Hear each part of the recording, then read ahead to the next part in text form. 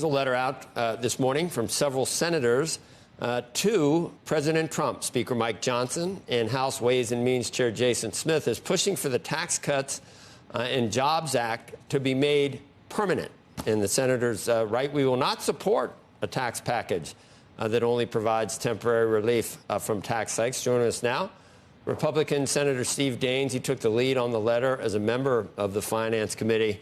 And you've got some good company here, Senator. You got Majority Leader Thune and Crapo, Barrasso, Blackburn, all have signed. I remember the first time this went through, you remember that for budgetary reasons, it was only going to last for so long. It was kind of that, the way to sort of fit into budget worries and deficit worries made it, what's the word I'm looking for? It was going to sunset. Should it not have been done that way? Look at all the time we spent talking about what to do once these things expire now. Maybe that was a mistake in the first place, hence why you want to make them permanent now. Well, I hope we can learn from our mistakes. The single most important thing Congress can do to keep this economy growing is to make the Trump tax cuts of 2017 permanent. Small businesses, corporate America face a $4.3 trillion tax increase coming if we don't act, and that starts next year. Permanence is a way that we can take away the uncertainty of what goes on in Washington, the burden we place on businesses across our country.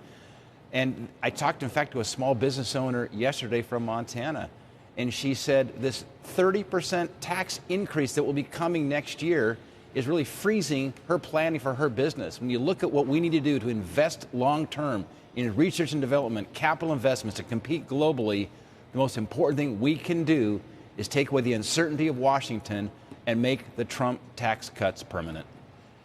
It doesn't make a lot of sense to the normal person when you say, okay, we're going out 10 years and we need to pay for what hasn't even happened yet in terms of what we spent.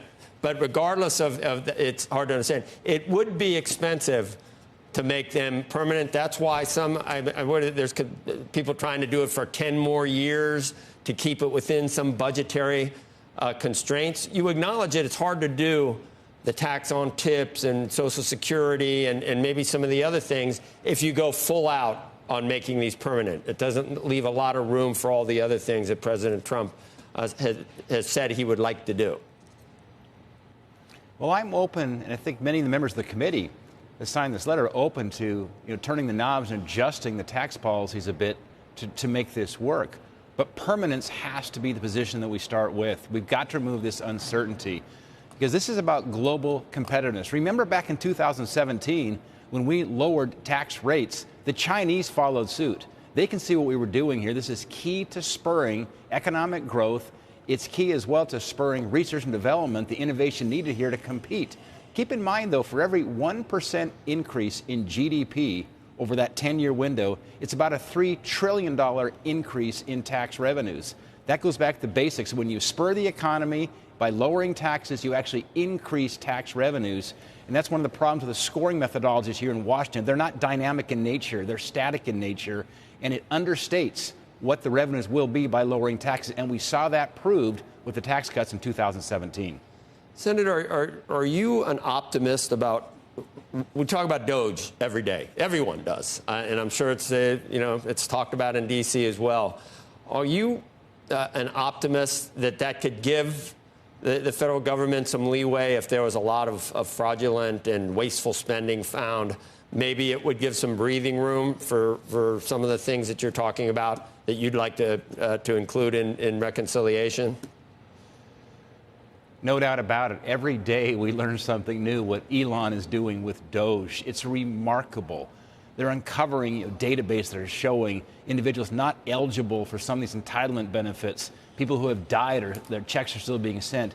Elon Musk is tallying a pretty big bar tab right now in terms of the savings he's going to deliver to the American people. This massive bureaucracy of the federal government needed to be overhauled. I thank God every day for President Trump's leadership, what Elon Musk is doing and his team. The American people sent President Trump to Washington to stir this place up. It reminds me a lot of a startup CEO. I spent a lot of time in the private sector as part of a startup, a company we took public and eventually sold to Oracle. And I'll tell you, you look at the way Trump's managing kind of that break-fix cycle. They jump in, they take action. If they don't have it quite right, they take corrective action. And literally every day there's something new. And this had to be done. Very, very thankful for Elon and his team.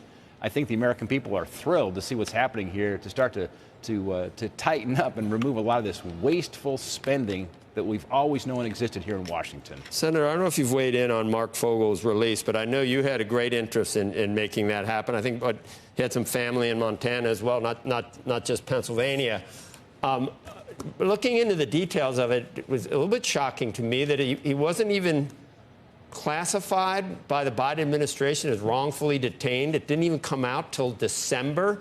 In the bureaucratic foot dragging at the State Department almost looked, I wouldn't say intentional, but what do you tried your best, and then it happened, very quickly under President Trump. What went on? Can you bring us up to date on why that happened and it took so long?